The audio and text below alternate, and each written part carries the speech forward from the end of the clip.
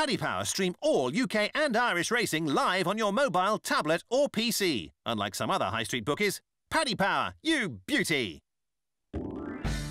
Hello and welcome to the Monday Postcast with me, Maddie Playle. I'm joined by two people on the couch today. We're very lucky. I've got Nick Watts and Lee Mottershead, and Tom Nugent from Paddy Power is with us as well. First off, how did Guineas weekend go for all of us? Any winning bets, any luck, or totally rubbish like me? I was fairly quiet. I had a lovely day down at Goodwood, actually. It was their first meeting of the season, so I had a lovely time on the South Downs, and watched Newmarket from afar with interest, but not with much financial involvement, so it was no damage done. Sometimes it's good to do that. What about you, Lee? I was working at Newmarket on Saturday, so that was very enjoyable. Watched from home on Sunday after putting the old column in the morning, where financially it was very depressing. I would have had my biggest financial anti-post win if Rhododendron had won the 1,000 guineas. What price were you on? 8 to 1. It was all a bit comical. I backed her after the Fillies Mile last year, and I tried to back her with a bookmaker I won't name online, and they only let me have half my stake out on the filly. So I then put the other half on with another bookmaker, and then the first bookmaker rang me back and said, really sorry, shouldn't have knocked you back, so you can have the rest of it on. And I then felt honour bound to have that on as well. So I ended up having 50% more on than I wanted to. And had she won, that would have been lovely. Would have been excellent, yeah. But she didn't. No, as we know. Yes. Tom, what about you? How was your weekend? Relatively quiet, but I was in Leopardstown yesterday, enjoying some of a rare sunny day in Ireland. 18 degrees it was in Dublin yesterday, and so I came away out of Leopardstown with a few bob, but also some quite bad sunburn. So I'm recovering It's all right today. for some. I'd love to have sunburn, wouldn't you? Sunburns at Leopardstown. Sunburn, I'm telling you, stranger things have happened. I got burnt to Goodwood as well. Did so, you? Yeah, I did. Yeah. I didn't get Doesn't burnt take in much. Newmarket. No, right. Well, we are going to look forward to Chester's 3-day meeting, but speaking of the Guineas in this weekend, I feel like we should have some reflection first. Aidan O'Brien, it's just ridiculous, isn't it, really? His dominance continues. He had another Guineas 1,000 and 2,000 double. What's everyone's thoughts on Churchill? I mean, I've seen the Derby being mentioned quite a bit, which I was quite surprised about. Does he strike you as a Derby candidate, Nick? It's a really interesting question because there's not much stamina on his dam side of the pedigree at all.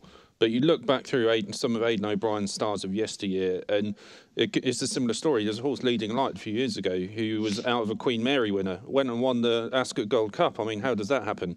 There was another one, Kate Blanco, a few years prior to that. It was out of a Jack Berry trained sprinter, and it won at middle distance, won the Irish Derby, loads of races in America. Galileo has some really strange kind of method where he can impart stamina even if there's none on the dam side, which can get horses to stay trips which you think they have no right to get.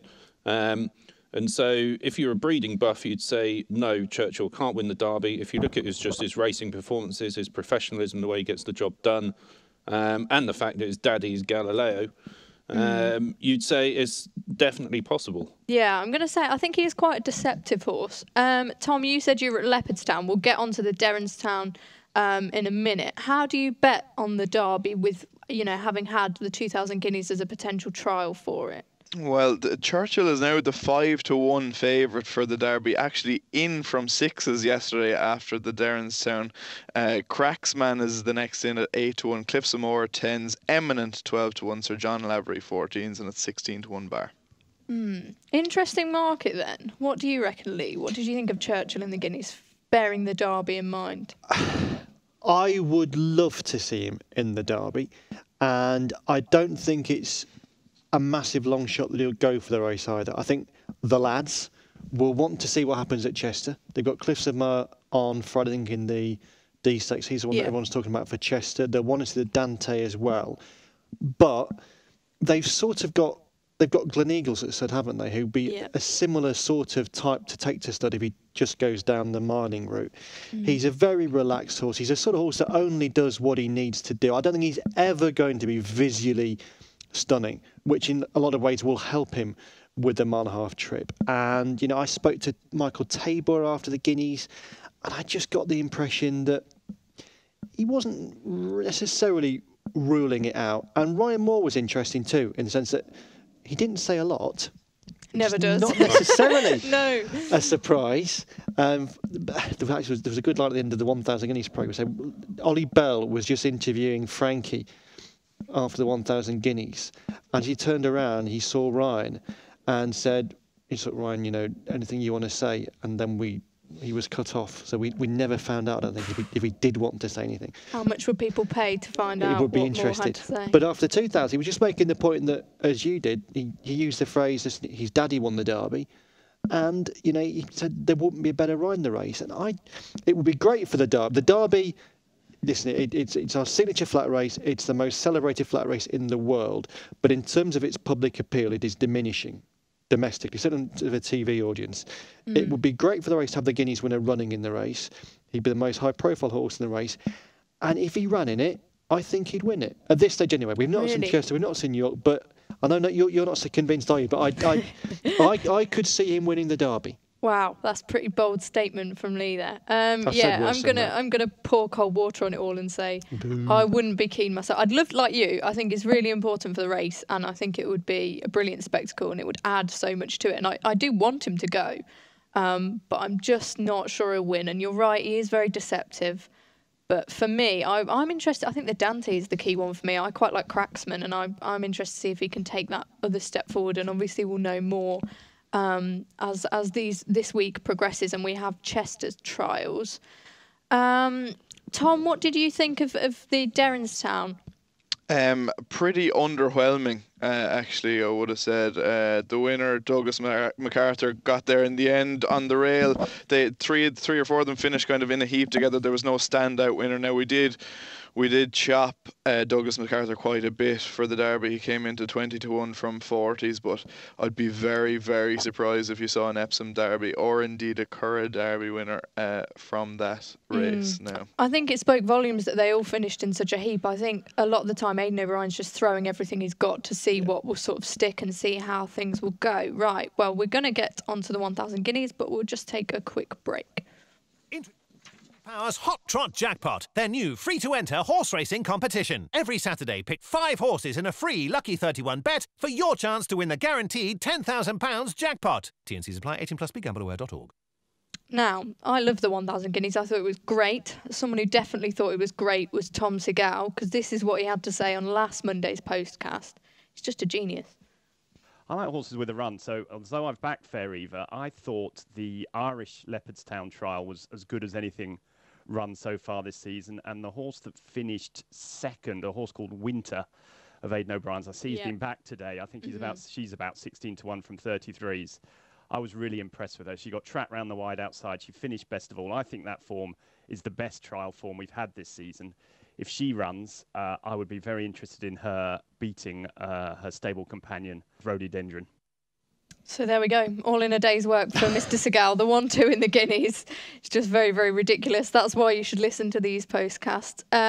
So what did everyone think of the 1,000 Guineas? Was Winter a fortunate winner? Do you think Rhododendron can regain her winning thread in the Oaks? And how impressed were you with horseplay? What did you think of the fillies? I don't think Winter was in any way fortunate. I think she was the best filly on the day by quite some margin. I know Rhododendron didn't have the best run through, and if you're looking forward, she ran a cracking Oaks trial, and she certainly looks as though she needs a bit further. But no, it's interesting. Tom kind of got it spot on last Monday, but Winter reminded me of a bit of Legitissimo a few years ago, where, like all winter in kind of the months preceding the race, she was on no one's radar at all, and then all of a sudden she finished second in that trial. A few people started talking about her, and then last week there was just a persistent buzz about Winter all week long, and Tom nailed it last Monday, and she won very nicely. And it's interesting that her damn Laddie's Poker 2 landed a massive gamble at the Royal Ascot a few years ago, didn't she? And then Winter, her daughter has done the same thing in the Guineas. Very impressed with her. I think there's a couple of non-stays in behind. I think Daban is going to go back for the Jersey. I can understand that. I think Fair Eva travelled into the race very well. Didn't see it out. Wouldn't be surprised to see her go back sprinting again. And she could be very good at that. But Winter, a good winner. Whether she proves to be the best over the course of the season, I don't know. But, nothing fortunate about it at all, I don't think. No, I very much agree with you. I thought it was really refreshing after having a bit of a messy start in the 2,000 guineas that the 1,000, they all went very quick. There was no excuses. Yes, Rhododendron, she did get stopped briefly, but I think Winter was on the wrong side of the track, and yet she won easily in the end, ears pricked. I think there was plenty left. I also agree with you and think that Rhododendron would be the one for the Oaks. Be interesting to see if Winter went for something like the Coronation, and how her career progressed. Tom, what did you make of the 1,000 guineas as an Oaks trial, and have you got any betting for us? I'd agree with Nick that Winter was unfortunate. She was just good on the day. But Rhododendron is now the fav for the Oaks. Now she went 5-2 from 7-2 after the race, and she's now 2-1 favourite. Rhododendron for the Oaks, and Shutter Speed is next in at 6-1. So our traders are obviously thinking Rhododendron ran a decent trial for the Oaks. I think she did as well. What about you, Lee? Yeah, I mean, it was a huge trial for the Oaks. She was stopped pretty badly, momentum was cost, and she's really finished off the race well. Like you guys, although probably as someone who's lost money on her, should be thinking that she should have won the race and would have won the race, I tend to agree that on the day, Winter was probably the best filly in a 1 mile test on the Rowley Mile. Over that trip, yeah. Yeah, but Rhododendron is the most gorgeous filly. She should improve for further. She should be the one to beat. The laddies cut her from 3s to 5-2 yesterday, which seems to be the general price yesterday. I cannot imagine, unless something amazing happens at Chester, or more likely in the Musidora, that she's not going to start much shorter than 5-2 for the Oaks. I know you don't have the non-bet concessions yet, but if you fancy, I can't imagine you're going to get a 5-2 on the day. No, and I'm pretty sure she's going to go as well after that. I thought Rhododendron, she looked like one of those fillies. Aidan O'Brien, he likes to see his fillies progress throughout the year. We said about it last week on the Postcast with Churchill, not giving them a prep run. He likes that natural progression throughout the season, and I think she'll make that pay. Aidan O'Brien was winning everything, including with Somehow in the Dahlia Stakes this weekend. What do you make of her for the Lockinge? I'll go across to you first, Tom, and say, have you got any Lockinge betting? I've got quite a strong view on this. I'm trying to dig it out here now. 1 second. I can't see it, so if you want to chat away amongst yourselves while I very unprofessionally try and find it. No worries. First off, I wasn't hugely impressed with Somehow. I thought it wasn't the best renewal. She's obviously improving. I think she deserves credit, but I've been looking at Alice Springs for the Lockinge. I think she's about 8-1 for quite a long time, and I'd much prefer her. Obviously, it depends on where they all go. But for me, I couldn't have Somehow for the Lockinge. I think it's potentially quite a strong division this year, and I think, yes, she's improving, but not for me. Yeah, I think you're definitely right. I'd second that. I thought that race fell apart a little bit yesterday. You can't argue that the way she won it, but she beat Elbereth in second, I think, who has no kind of pretensions to being a great horse, and I think she'll find the Lockinge a different story if Galileo, Gold, and Ribchester and the like turn up. It'll be much harder for her. It was a good spot yesterday, a good race for her to win. She'll have harder tasks ahead, particularly if she goes for the Lockinge. What about you, Lee? I'd be more positive about her in the sense that I think she's a filly that's being reinvented. In that last summer they were training as a middle distance filly. They now clearly think she's got much more speed than they had believed last year. As you say, it was a pretty poor Dahlia Stakes. It wasn't a year where you have an Usherette or a nice horse of Stouties or Farbs going into the race. It wasn't like that. But I loved the way she travelled through the race. I thought she put it to bed very quickly. And if they're talking about her for the Lockinge, that would make me think that at this stage she is probably their Lockinge horse. I've not heard much about Alice Springs in the last week or so. That's very true. Yeah, that is very true. Tom, have you managed to dig anything out for us? Just about it. From the deepest depths of the website, I've managed to find us a Galileo Gold is the 11-4 favourite now for the Lockinge. Ribchester is next in at 3, Somehow 6-1. Lightning Spear 13-2. Alice Springs on the drift out 8-1. Minding 10s probably won't go 12s bar. Yeah, I don't think Minding will go. Alice Springs on the drift. That's me. That's what I'm doing. Anything for you in that, Tom, that you find interesting? Wouldn't mind Ribchester at 3s. Couldn't have Somehow at all. Just don't think she'll be up to this now. I agree. It'd be interesting having seen Ribchester out in Dubai as well, if that had any advantage. Last sort of look back on Newmarket and indeed at Leopardstown over the weekend. What caught your eye? A lot of people love Seventh Heaven. It was Marsha for me. I thought doing what she managed to do with the penalty against a really, really strong field. I'm not sure if there'll be that much. I mean, we're yet to see sort of Quiet Reflection and horses like that, but I think she is really impressive. She won it quite easily in the end, and someone said to me after the race, they gave me a price for one of the big sprints later in the season. I was shocked that was still available because I highly doubt it would be on the day. What about you, Nick? I'd completely second you with Marsha. I wasn't expecting that because I thought it'd be tough for her under a penalty, but I thought she won it really nicely. She just got a bit tired at the end, which reduced her winning margin. And it's amazing, Sir Mark Prescott, he doesn't normally get going this early. I was amazed to see he had a runner even, let alone one that was straight enough to win the first time out under a penalty. All roads lead to Ascot for her now, and I think she'll take a bit of beating. And I was pleased for another reason as well. I've tried to copy Lee Mottershead this season. I've had a long-range punt on the Flat Jockey's title. Have you? Yeah, on Mr. Luke Morris. Have you? Right, yeah. He was on board Marsha, and although it's only one winner in the scheme of things, if Sir Mark Preston's got his horses ready much earlier than normal, it's going to help Luke to keep in contention. And I might be clutching at straws, but inspired by your Mr. Crowley punt last year, Stop it. I thought I've got to have a go. Luke Morris is the guy I've gone with at 50-1, so I'm trying to emulate you, good self. Never want to emulate this good self. Never do Lee, you were at Newmarket. Yeah. Anything catch your eye in the flesh? Any eye catchers? Again, financially painful with Son of the Stars in the last race on Saturday. Cato Racing paid big money to get him after his previous win at Chelmsford. I thought he looked a really good horse in the mile handicap on Saturday, but he didn't handle the dip, got really unbalanced going into that. I think he could still be a Britannia horse. And aside from that, I thought Godolphin's winner on Sunday in the mile and a half handicap Frontiers, man. He travelled like a class horse. Stepped up a lot on his Doncaster reappearance.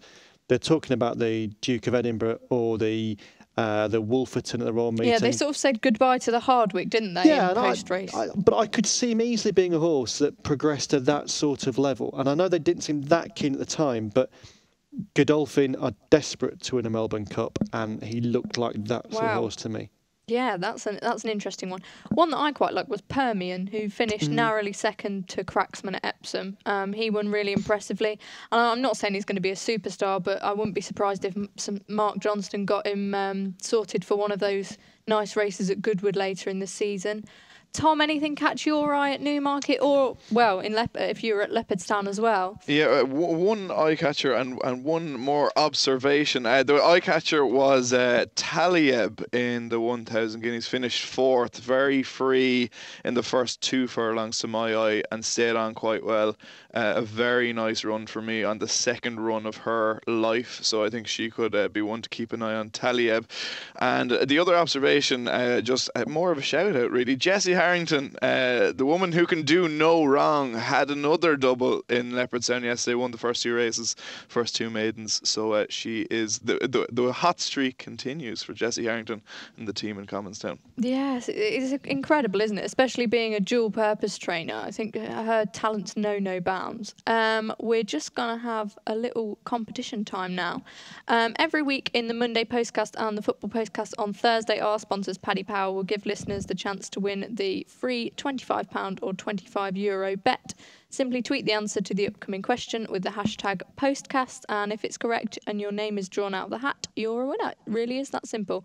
Today's question is, which horse won the 1,000 guineas at Newmarket on Sunday? We've already mentioned it, so there's a clue. The winner will be announced on Friday's weekend tipping Postcast. Good luck.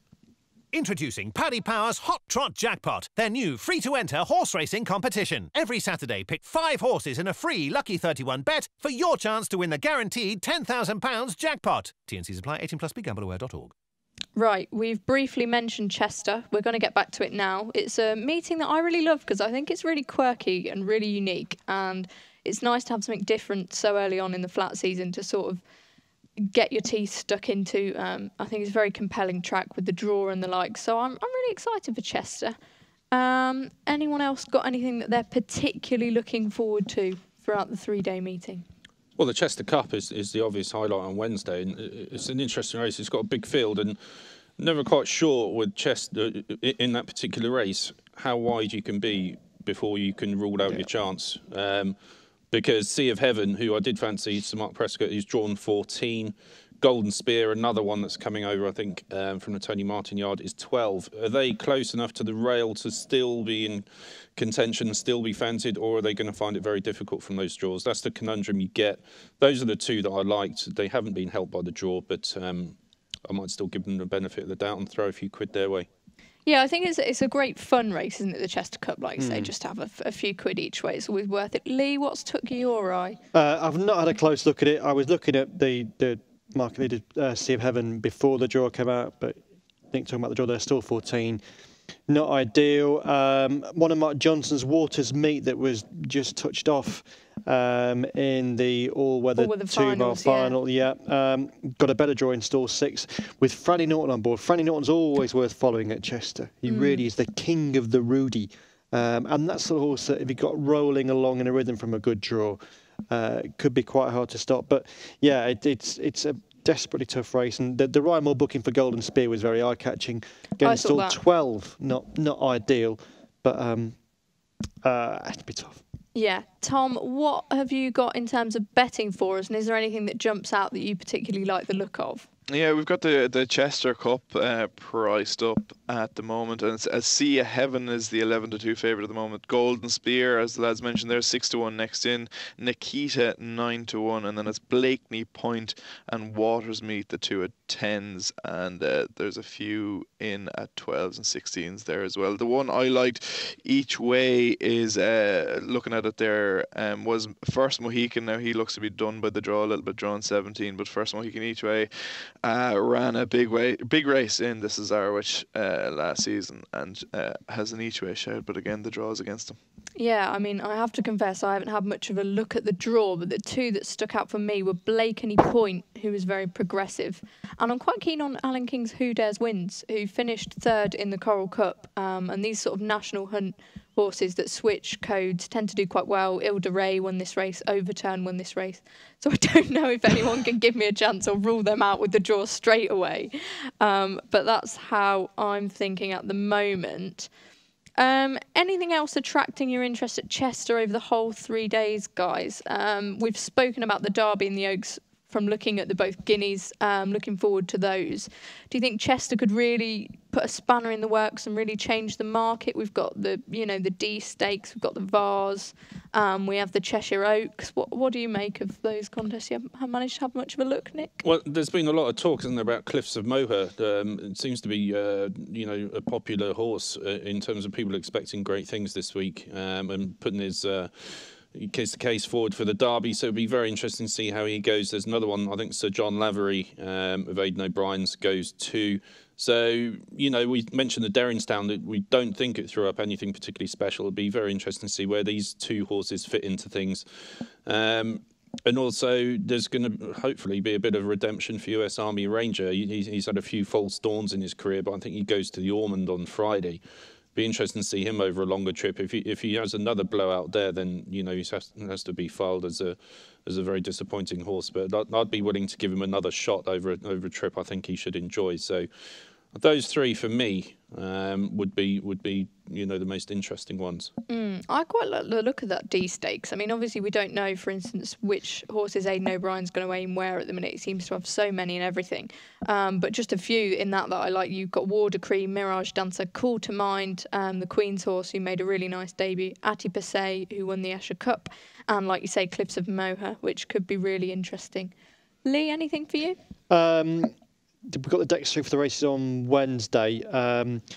John Gosden is never afraid to run a nice middle distance 3-year-old or any 3-year-old in a handicap.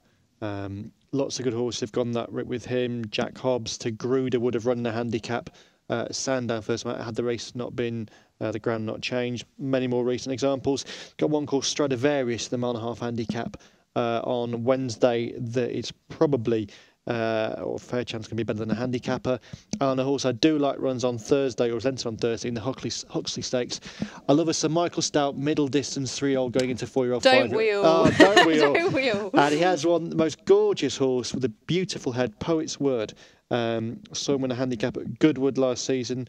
Was impressive at Chelmsford first time out. It's got to be a horse that Stouty will do really well with this season and probably next season. So if he goes then, and Stout does have a record of running smart middle distance older horses at Chester. He's not been afraid in the past of running them in the Huxley or the Ormond. So I'd look to see how Poet's Word goes.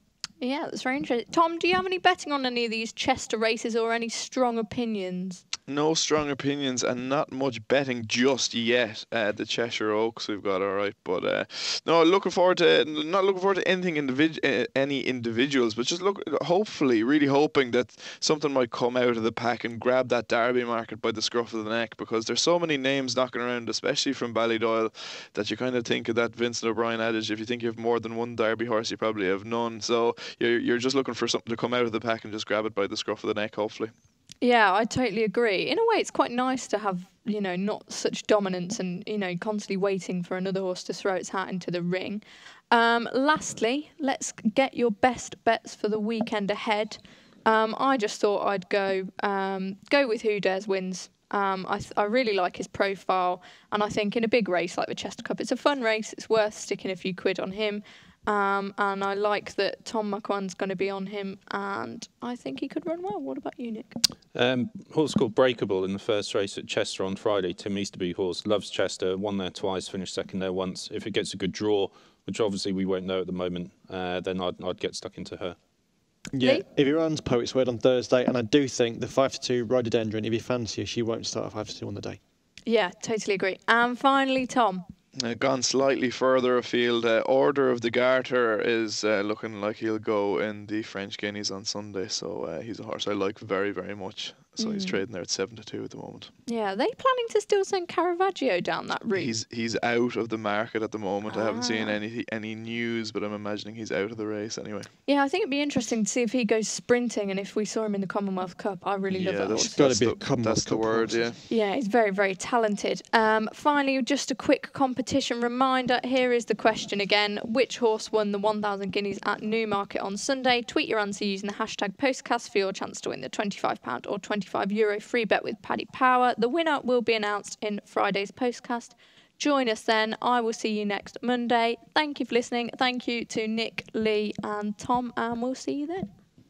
Check out Paddy Power's new and exclusive Cash Card Plus. Available to use online, at ATMs or even down the local. Paddy Power, you beauty.